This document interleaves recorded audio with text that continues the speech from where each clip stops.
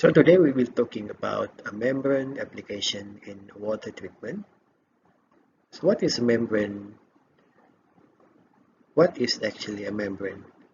So membrane-based separation technologies are environmentally friendly separation process that are designed to provide effective and economic solution to a wide variety of environmental issues related to water and energy use, including climate change and global warming.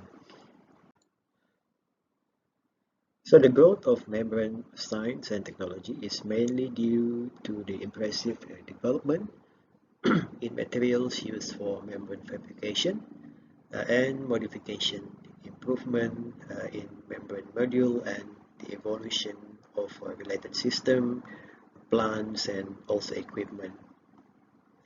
So what is actually a membrane? In general, we can say that membranes are semi-permeable barriers used for selective permeation of the desired species in liquid or gaseous phases by means of appropriate driving forces.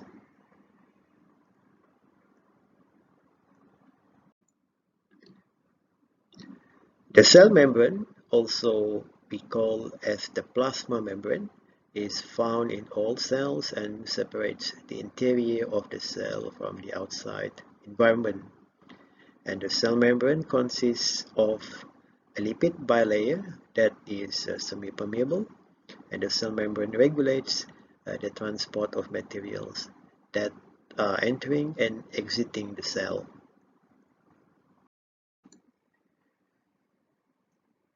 So in general, we can say that membranes are semi-permeable barriers that use for selective permeation of the desired species in liquid or gaseous phases by the means of an appropriate driving forces.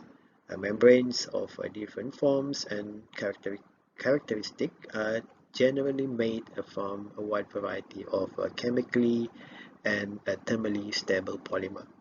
Both single polymers and polymer blend are considered for use as a membrane, and other materials such as ceramics, metals, and glasses are also used, and a mixed matrix membrane or MMMAs are fabricated.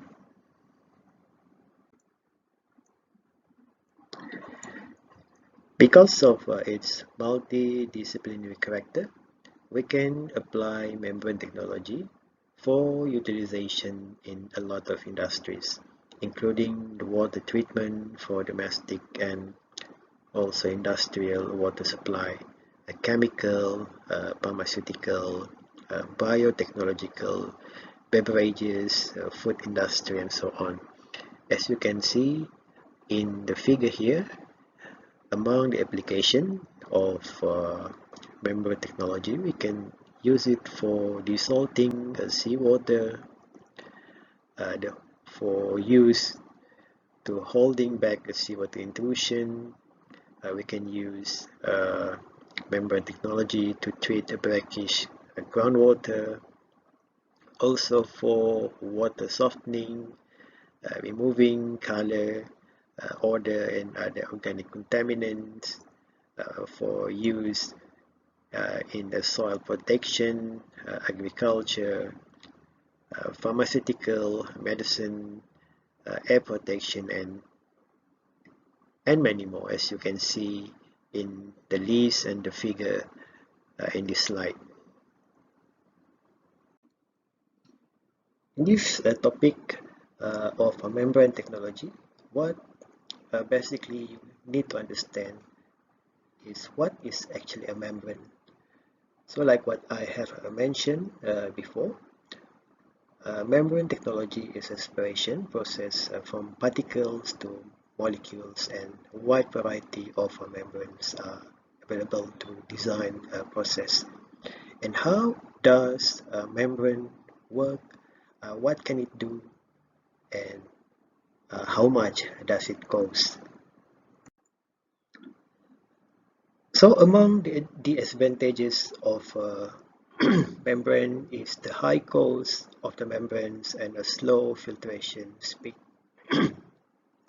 And according to the pore size or molecular weight, filtration membranes, we can classify it into different types such as microfiltration, ultrafiltration, nanofiltration, and a reverse osmosis membrane. A membrane is actually a film that is a semi-permeable membrane. Is a very thin film that allows some types of matter to pass through while leaving the others behind. So the membrane filters act as a barrier to separate contaminant from water, or they remove particles contaminating the water. We have reverse osmosis, ultrafiltration, and nanofiltration. All use membrane in their different filtration process.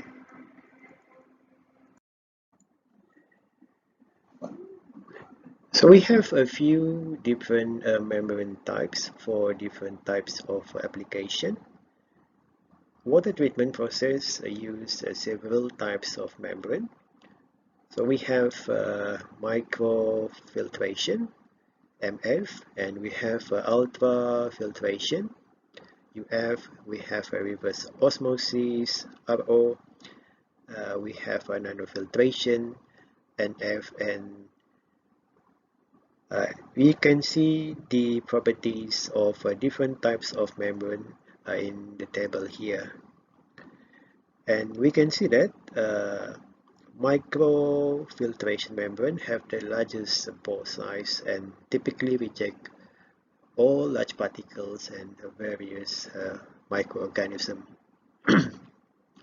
Also in this slide you can see that the membrane process, the transmembrane driving force involved, and the main field of application for different types of a membrane. And you can read about this in the handout that will be given to you later.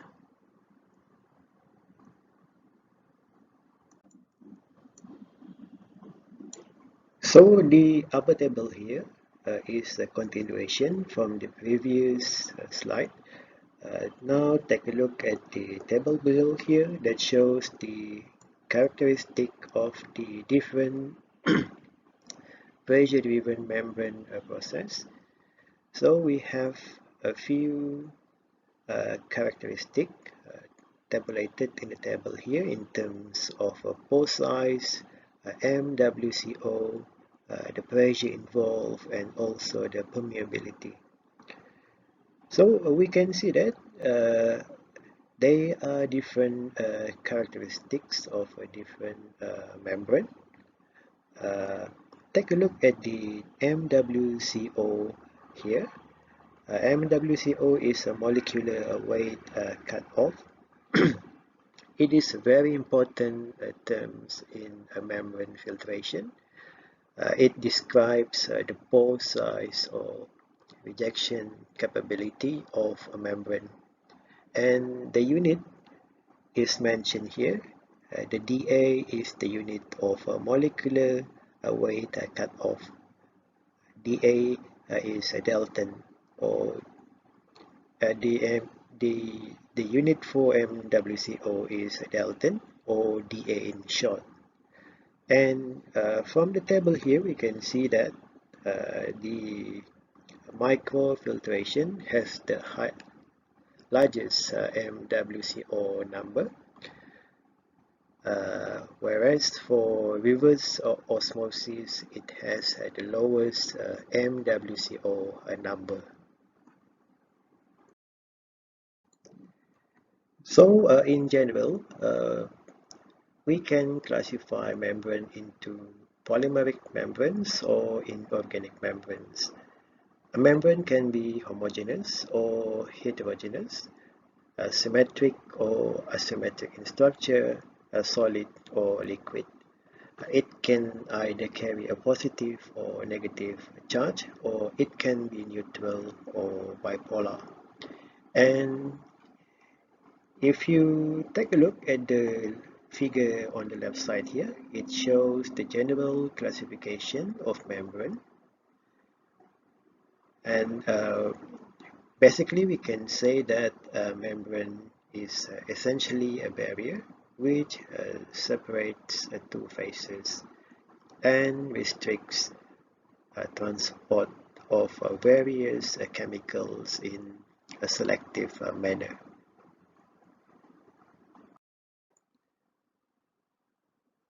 So here we have different types of filtration mode.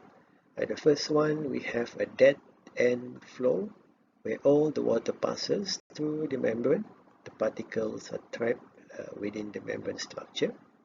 And then we have a closed flow mode where the feed water passes parallel to the membrane surface. Product water permeates through the membrane. The concentrated stream will help carry particles out of the system. And then we have a transverse flow here, where the feed water meets the membrane surface at the right angle. The product water permeates through to the inside of the tube. Concentrate washes over the outside of the tube and removing a particle buildup. Alright, so now we talk about a membrane configuration. We have a few different types of membrane configuration, as we can see in the picture here. So what is basically membrane configuration? Membrane configuration refers to the geometry of the membrane and its position in space in relation to the flow of the feed fluid of the permeate. We can see we have a few different types of membrane configuration here. We have a depth filter, we have a spiral, a wound configuration, and also we have a plate and frame. So in terms of desirable characteristic of membrane configuration are, in terms of compactness, the ability to pack as much membrane surface as possible into a module of limited volume. And secondly, in terms of low resistance to tangential flow, less friction, less energy expenditure, less pressure drop along the retentate flow channel. And it should be a no dead region. We should have a uniform velocity distribution and a high degree of turbulence at the retentate site in order to minimize fouling and also to promote a mass transfer. Also, it should be easy to clean and easy to do the maintenance, and the most important is it should be low cost per unit membrane area.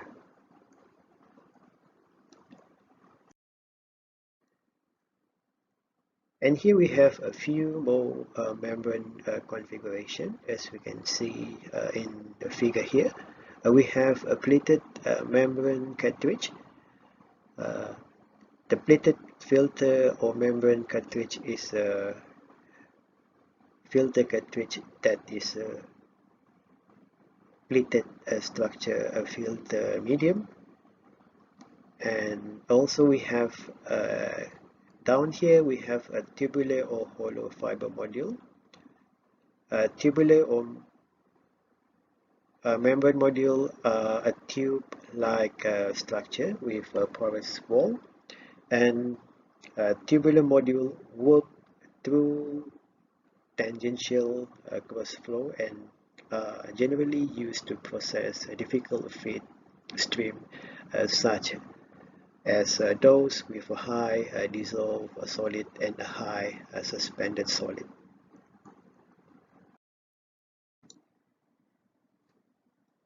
So a molecular sieve works by absorbing liquid molecules smaller than the effective diameter of its pore, while excluding those molecules that are larger than the openings. And then we have solution diffusion here. Uh, that is where the water will move from the area of a high concentration to an area of low concentration. And then we have a pore flow model here. And in the pore flow model, the permeance are transported by the pressure-driven convective flow through the tiny pore. So what does it mean by a permeant? A permeant describe something such as liquid or gas that has penetrated or has the ability to penetrate something else. Consequently, a membrane process such as gas separation, evaporation, and reverse osmosis are due to diffusion, or more precisely to the solution diffusion mechanism. On the other hand, ultrafiltration and microfiltration by the pore flow mechanism.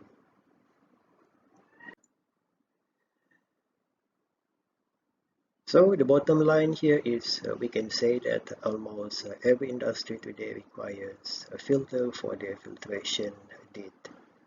Whether it is the pharmaceutical or food and beverage industry, the filter is needed by every industry today. And we have a lot of different types of filter available in the market that is known for their distinctive characteristic.